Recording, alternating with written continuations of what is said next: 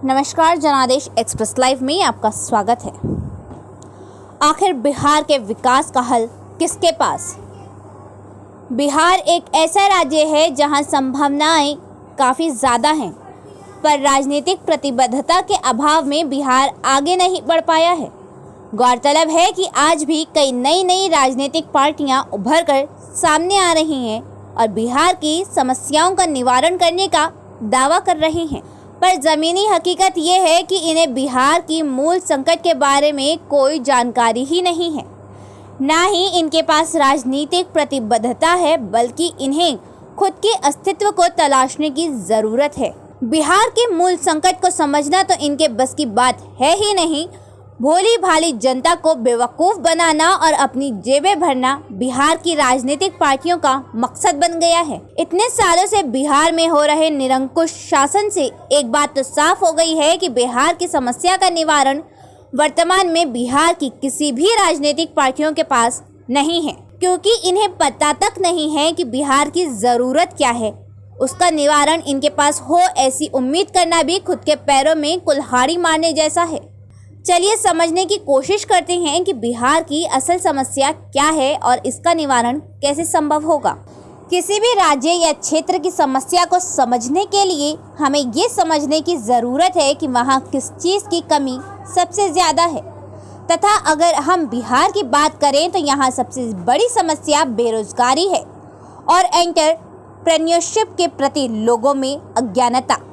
बेरोजगारी से निवारण पाने के लिए हमें बिहार में निवेश को आकर्षित करना होगा और बिहार के युवा को एंटरप्रेन्योरशिप के प्रति प्रोत्साहित करना होगा, ताकि वो भी विनिर्माण कार्य शुरू करें और अपना खुद का व्यापार चालू करें तथा बिहार को एक निवेश केंद्र बनाने में योगदान दें।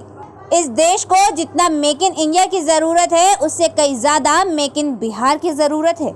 अभी के हालात में बिहार में निवेश को आकर्षित करना ही एकमात्र विकल्प है, जिससे नौकरियों में इजाफा होगा और बेरोजगारी में कमी आएगी।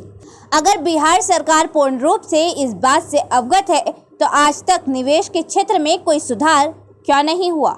इसकी जर्जर हालत का जिम्मेदार कौन है? इससे एक बात तो साफ है कि आज तक जितनी सरकारों ने बिहार पर शासन किया है, वो पूर्ण रूप से इस दिशा में प्रयास करने में विफल रही हैं।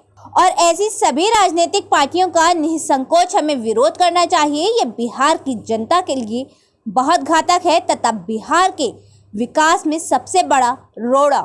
अब हम ये समझने की कोशिश करेंगे कि निवेश को बिहार में कैसे लाया जा सकता है।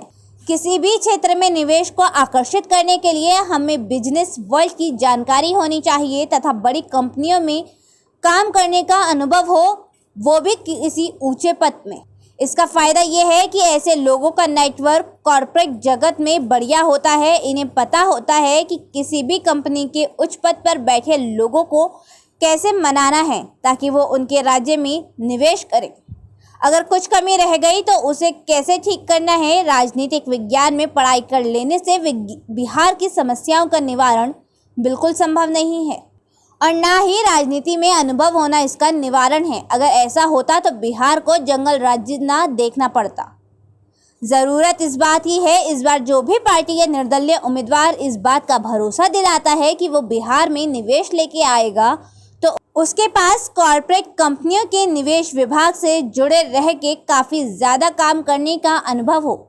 हमें वैसे उम्मीदवारों को ही अपना कीमती मत देना चाहिए। अब समय आ गया है कि हम बिहार के उत्थान के लिए कार्य करें तथा निवेश लाने में सक्षम उम्मीदवार को ही अपना विकल्प चुनें।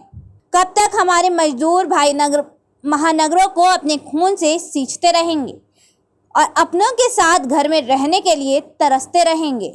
निवेश को बिहार में लाके हम खुद के साथ साथ अपने मजदूर भाइयों को जिंदगी भर अपने परिवार के साथ रहने का तोहफा दे सकते हैं। बहुत सींच लिया बिहारियों ने अपने खून से महानगरों को, अब बारी अपनी मातृभूमि की है। देश विदेश की बड़ी खबरों के लिए जुड़े रहें जनादेश एक्सप्रेस लाइव के साथ। तरन्नुम हुसैन, धन्यवाद।